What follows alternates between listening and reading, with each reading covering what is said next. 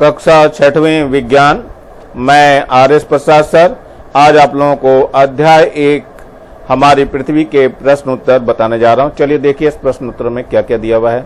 तो सबसे पहला प्रश्न है आपका, पृथ्वी की 3 परतों के नाम बताने हैं। पृथ्वी में कौन कौन सी 3 परतें बताई जाती है? तो पृथ्वी की 3 परतों के नाम है, नंबर 1 है भूपर्पटी, नंबर 2 क्या है? प्रवाल, नंबर 3 है क्रोड। इन 3 परतों से मिलकर के हमारी पृथ्वी बनी हुई है।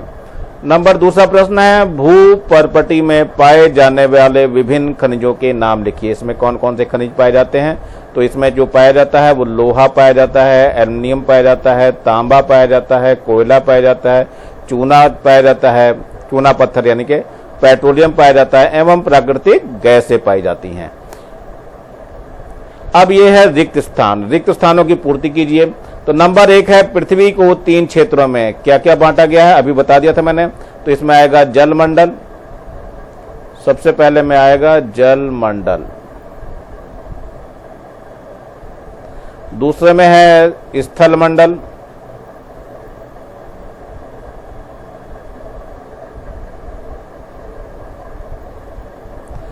तीसरे में आएगा वायुमंडल। यहां पर जो आएगा ये वायुमंडल आएगा।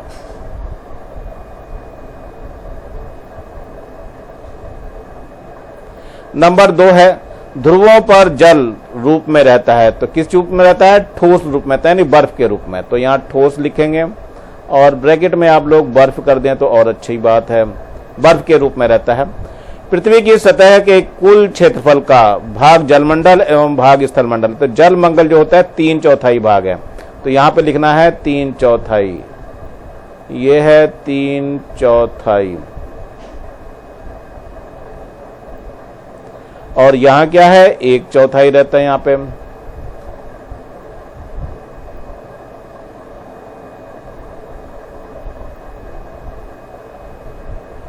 अब है वायुमंडल के मुख्य रूप से क्या क्या होते हैं, ये आपको बांटने हैं।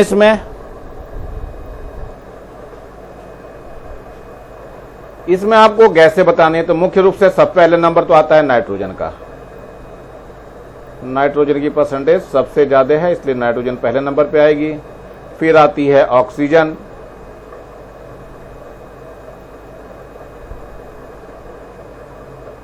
और लास्ट में आपका आता है carbon dioxide. Carbon dioxide.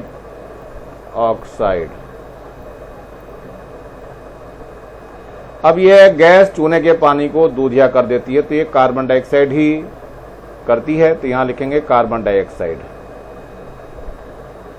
Carbon dioxide.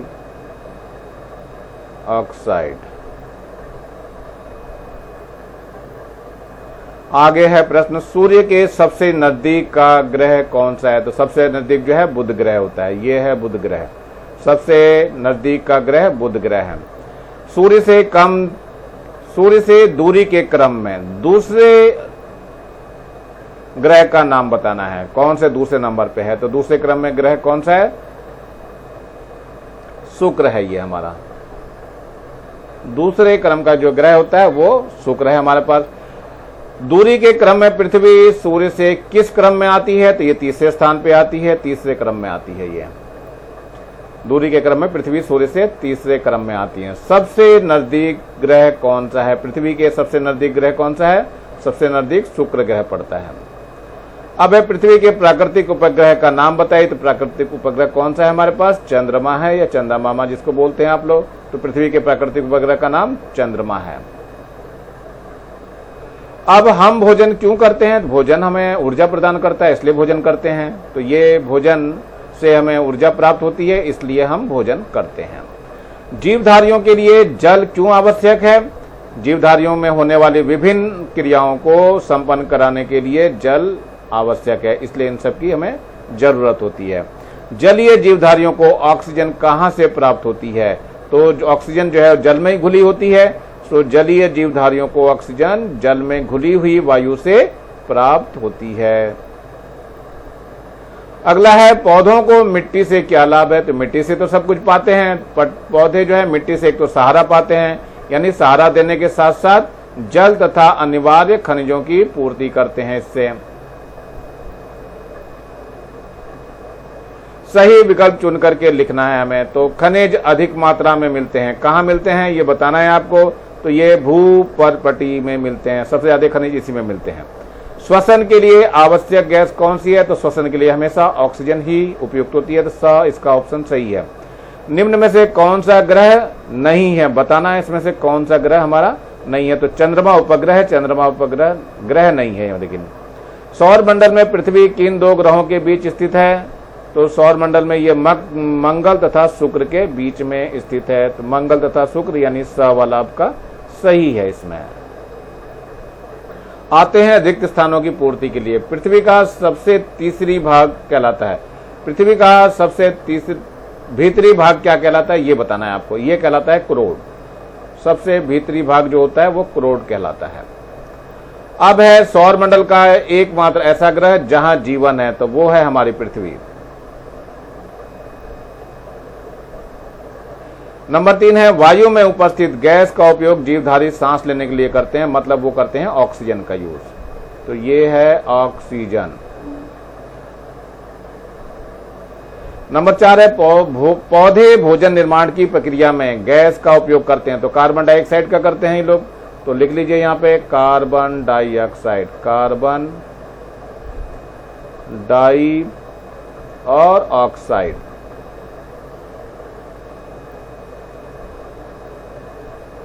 Gas का उपयोग करते हैं। इनसेट पृथ्वी का उपग्रह है, कौन सा है? ये कृत्रिम उपग्रह है। तो यहां पे आप लोगों को कृत्रिम लिखना है, कृत्रिम उपग्रह है। निम्नलिखित कथन सही हैं या गलत हैं, इनमें चिन्ह बताने हैं। सूर्य एक तारा है, सही है या गलत है? ये तो सही है आपका। चंद्रमा पृथ्वी का प्राकृतिक उपग्रह है, ये भी है, सही है हमारा। इसके बाद जल में वायु घुली रहती है, ये भी बात सही है हमारी।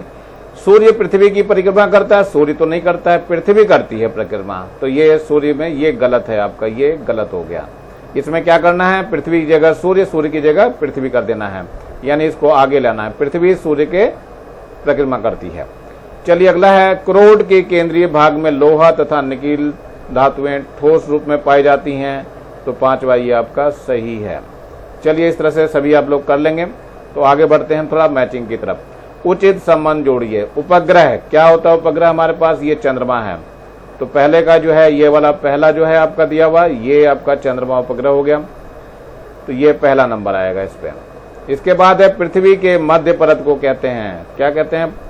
ये कहते हैं प्रवार, यानी कि ये आपका दूसरा हो गया। ये वाला दूसरा सही है, यानी दूसरा आपका हो चुका है। श्वसन में ली जाने वाली गैस का नाम, यानी तीसरे का कौन सा है? ऑक्सीजन गैस लेते हैं हम लोग। तो ये ऑक्सीजन कौन से नंबर पे आएगी? ये तीसरे नंबर पे आएगी, यानी ये भी हो चुका है हमारा। चलिए इसके बाद देखते हैं सूर्य का सबसे नजदीक का ग्रह कौन सा है? सबसे नजदीक का ग्रह जो है वो बुध है। तो हम लोग यहाँ बुध के पे लगाएंगे निशान। बुध पे कौन सा नंबर आएगा? ये चौथा नंबर आ जाएगा आपका। चलिए ये भी हो गया आपका, ऑक्सीजन भी हो चुकी है आपका। अब केवल क्या बचा रह गया? चौथा हो गया, 5वां बचा रह गया। पृथ्वी का सबसे नजदीक का ग्रह कौन सा है? शुक्र है। तो शुक्र पे टिक करके नंबर कौन सा आएगा? इसमें 5 आएगा। ये सभी मैं बिल्कुल सीधे करके भी दिखा रहा हूं आपको। देखो ये है उपग्रह, चंद्रमा है हमारे पास। इसके बाद पृथ्वी की मध्य परत को प्रवार कहते हैं। श्वसन में ली जाने वाली गैस कौन सी है? ऑक्सीजन है। और सबसे सूर्य के नजदीक का ग्रह जो है वो बुध है। और पृथ्वी का सबसे नजदीक का ग्रह कौन सा है? शुक्र है। तो इस तरह से आप लोग उत्तर लिखेंगे। पृथ्वी की 3 परतों का महत्व बताना है क्या है। तो सबसे पहले उत्तर लिखना है पृथ्वी की परत, पहली जो परत है वो भूपर्पटी में समस्त जीवधारी को जीवित रहने के लिए तथा वृद्धि के लिए आवश्यक है तथा सभी पदार्थ जैसे वायु, जल, भोजन, मिट्टी तथा खनिज उपलब्ध होते हैं। इन्हीं से ही हमारे जीवन की दैनिक आवश्यकताओं की पूर्ति होती है। दूसरी परत प्रवार में पिघली हुई चट्टानें विभिन्न गैसों सहित पाई जाती हैं। यह ज्वालामुखी उद्गार का स्रोत है तथा तीसरी परत क्रोड है जो सबसे गर्म भाग है। इसमें लोहा तथा निकिल धातुएं ठोस रूप में उपलब्ध रहती हैं। पृथ्वी की आंतरिक संरचना का नामांकित चित्र बनाइए और पृथ्वी की आंतरिक संरचना बना दीजिए। तो ये आपको दिखाया है 3 परतों में। तो जो सबसे अंदर वाली परत ये जो दिखाई दे रही है आपको, ये क्या कहलाती है? ये कहलाती है आंतरिक करोड़, जो कि ये लिखा हुआ है आपको आंतरिक करोड़। और उसके ठीक बाहर की तरफ ये वाली जो दिखाई दे रही है परत, ये जो परत आपको दिखाई दे रही है इसको कहते हैं बाह्य करोड़, ये लिखा हुआ है बाह्य करोड़। इसके बाद आता है ये जो बीच वाला हिस्सा है, ये वाला हिस्सा, ये सारा क्या कहलाता है? प्रवार कहलाता है। इससे ऊपर वाला भी प्रवार कहलाता है। ये दोनों हिस्से प्रवार कहलाते हैं। और सबसे ऊपर वाले को हम भूपर्पटी कहते हैं। तो ये सबसे ऊपर का हिस्सा जो होता है ये भूपर्पटी कहलाता है। चलिए आगे देखते हैं, ऑक्सीजन गैस का सजीवों के लिए क्या महत्व है? बिना इसके तो जिएंगे नहीं, सांस लेने के लिए बहुत जरूरी है।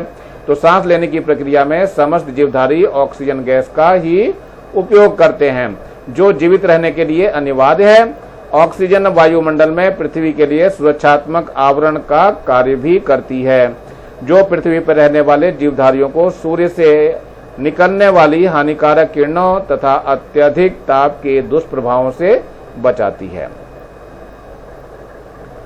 प्रयोगों द्वारा समझाइए कि वायु में कार्बन डाइऑक्साइड उपस्थित है। तो प्रयोग द्वारा करना है। ये आपको प्रयोग यहाँ पे दिखाया जा रहा है। इसमें कांच की एक बोतल को चूने के पानी में लगभग 1/4 भर लें और उसके मुंह पर 2 छेद वाला कार्क लगा दें। कार्क के दोनों छेदों में नीचे चित्र के अनुसार नली क व ख लगा देते हैं। इन छेदों को मोमबत्ती से अच्छी तरह सील कर दें। नली क चूने के पानी में पूरी तरह से डूबी रहे तथा नली ख का सिरा चूने के पानी की सतह से ऊपर रहे। अब नली ख के स्वतंत्र ऊपरी सिरे में मुंह पर हवा खींचें। ऐसा करते ही क्या होगा? नली में क से बुलबुले वायु के बोतल के भीतर पहुंच जाते हैं और कुछ समय पश्चात हम देखते हैं कि चूने का पानी दूधिया हो जाता है। चूने के पानी को कार्बन डाइऑक्साइड गैस से दूधिया कर देती है। इससे यह सिद्ध होता है कि वायु में कार्बन डाइऑक्साइड उपस्थित है। तो ये हमने यहाँ दिखा रखा है। ये वायु के जैसे बुलबुले जाते हैं वैसे ही ये आपको दिखा रखा है। जैसे मुंह से खींचेंगे तो वायु बाहर की अंदर जाएगी और अंदर जाते ही इससे मिल जाएगी और ये जैसे ही मिलेगी वैसे चूने का पानी कैसा हो जाएगा? दूधिया हो जाएगा। यहाँ पे दूधिया आपको दिखाया गया है। तो चित्र भी आपको बनाना जरूरी है इसमें। अब जरा देख लेते हैं, ये एक और प्रश्न है आपके सामने। सौर परिवार के ग्रहों के नाम सूर्य से उनकी दूरी के क्रम में लिखना है। तो सौर परिवार में जो है आपके 8 ग्रह दिखाई दे रहे हैं। तो सबसे पहले नंबर आता है बुध का। बुध आपको यहाँ दिखाई दे रहा है। इसके बाद दूसरे नंबर पे शुक्र आ रहा है। देखो शुक्र भी यहाँ पे दिखाई दे रहा है आपको। फिर तीसरे नंबर पे आती है पृथ्वी। पृथ्वी भी देखो यहाँ दिखाई दे रही है। चौथे नंबर पे आता है मंगल ग्रह। मंगल भी आपको बगल में दिखाई दे रहा है, लाल रंग का दिखाई दे रहा है आपको। फिर आता है 5वां बृहस्पति, सबसे बड़ा ग्रह दिखाई देता है बृहस्पति। इसके बाद 6ठे नंबर पे आता है शनि। शनि को मनाओगे तो सदा सुख पाओगे, ऐसा ही इसके साथ लगा रहता है। नंबर 7 आता है अरुण। अरुण ये आपके सामने दिखाई दे रहा है। और नंबर 8 पे दिखाई दे रहा है वरुण। ये है वरुण आपका। तो ये सारे 8 के ग्रह आपको चित्र के अनुसार चित्र भी बनाना है और इसको लिखना भी है आपको क्रम से। तो आप लोग कर सकते हैं आराम से, बिल्कुल। चलिए अगले प्रश्न में, कृत्रिम ग्रहों के उपयोग समझाइए। क्या है हमारे पास? आर्टिफिशियल सैटेलाइट जिसको बोलते हैं हम लोग। तो इसका क्या उपयोग है? तो कृत्रिम ग्रहों का उपयोग जो है दूरदर्शन एवं आकाशवाणी प्रसारण, टेलीफोन सेवा तथा मौसम एवं भूगर्भीय जानकारी प्राप्त करने के लिए किया जाता है। आर्यभट्ट, भास्कर, एप्पल, इनसैट आदि भारतीय कृत्रिम उपग्रह हैं जो विशिष्ट उद्देश्यों से पृथ्वी की कक्षा में स्थापित किए गए हैं। तो ये नाम आप लोगों को याद रखने हैं। चलिए नेक्स्ट आता है, पृथ्वी पर जीवन के लिए मूल आवश्यकताओं को लिखना है। कौन कौन सी मूल आवश्यकताएं हैं? तो पृथ्वी पर जीवन के लिए मूल आवश्यकताएं, सबसे पहले तो आपका भोजन आता है। सभी जीवधारियों को कार्य करने के लिए ऊर्जा की आवश्यकता होती है और ऊर्जा हमें कहाँ से मिलती है? भोजन से प्राप्त होती है। जब हम कार्य करते हैं तब हमारे शरीर की ऊर्जा की कमी हो जाती है और तब हम ऊर्जा की पुनः प्राप्ति के लिए भोजन की आवश्यकता होती है और भोजन करते हैं। मनुष्य, जंतु तथा पशु पक्षी अपना भोजन पेड़ पौधों से तथा पेड़ पौधे अपना भोजन प्रकाश संश्लेषण की क्रिया द्वारा प्राप्त करते हैं। नंबर 2 जल होता है। पौधों तथा जीव जंतुओं के लिए विभिन्न जैविक क्रियाओं को संपन्न करने के लिए जल की बहुत आवश्यकता होती है। अगला नंबर है वायु का। वायु जो है सांस लेने के लिए बहुत जरूरी है। सांस लेने की क्रिया में जीवधारी अपने आसपास उपलब्ध वायु से ऑक्सीजन गैस प्राप्त करते हैं। स्थल में रहने वाले जीवधारी अपने चारों ओर की वायु से तथा जल में रहने वाले जीवधारी जल में घुली हुई वायु से ऑक्सीजन गैस प्राप्त करते हैं। मिट्टी एवं प्रकाश, ये भी बहुत जरूरी है। मिट्टी पौधों को सहारा देते हैं तथा साथ ही साथ जल तथा अनिवार्य खनिजों की पूर्ति करता है। साथ ही अनेक कीटों, केंचुओं तथा अन्य जीवों जंतुओं की आश्रय देता है इन सबको। पृथ्वी में भोजन का निर्माण प्रकाश की उपस्थिति में होता है, यानी पौधों में भोजन का निर्माण जो है वो प्रकाश की उपस्थिति में होता है। चलिए अगला है प्रश्न फिर है, पृथ्वी को अद्वितीय ग्रह क्यों कहा जाता है? ये बहुत ही अच्छा शब्द है इसके लिए, अद्वितीय ग्रह, क्योंकि इसके जैसा कोई दूसरा ग्रह है ही नहीं। तो निम्नलिखित कारण है इसके। तो नंबर 1 है, पृथ्वी की जलवायु समस्त जीवों के लिए जीवित रहने हेतु उपयुक्त है। नंबर 2 क्या है? इसके वायुमंडल में ऑक्सीजन उपस्थित है जो जीवन के लिए अस्तित्व को बनाए रखती है। नंबर 3 है, वायुमंडल एक सुरक्षात्मक आवरण बनाता है जो हमें गर्मी या ठंडी से सुरक्षित रखता है। नंबर 4 है, इसमें विशाल मात्रा में जल विभिन्न रूपों में जैसे ठोस, द्रव एवं जलवाष्प के रूप में उपलब्ध रहता है जो जीवन के लिए आवश्यक है। ये लेसन यहीं पे समाप्त हो रहा है बच्चों, ये पाठ, ये अध्याय आपका समाप्त हो रहा है। इसके नीचे आपको लाल रंग का ये बटन दिखाई दे रहा है, इसको दबा के सब्सक्राइब कर लेंगे और ज्यादा से ज्यादा बच्चों को शेयर करेंगे जिससे ज्यादा बच्चों को फायदा हो सके। और मेरे वीडियो को लाइक करेंगे, कमेंट्स करेंगे कि आप लोगों ने अपना पाठ कंप्लीट कर लिया है या नहीं कर लिया, और बेल आइकन को भी दबा लेंगे जिससे मैं वीडियो डालूं तो सबसे पहले आप लोगों को उसकी नोटिफिकेशन मिल सके। Thank you, have a nice day. इसी के साथ मैं RS प्रसाद सर आज का वीडियो यहीं समाप्त करता हूं।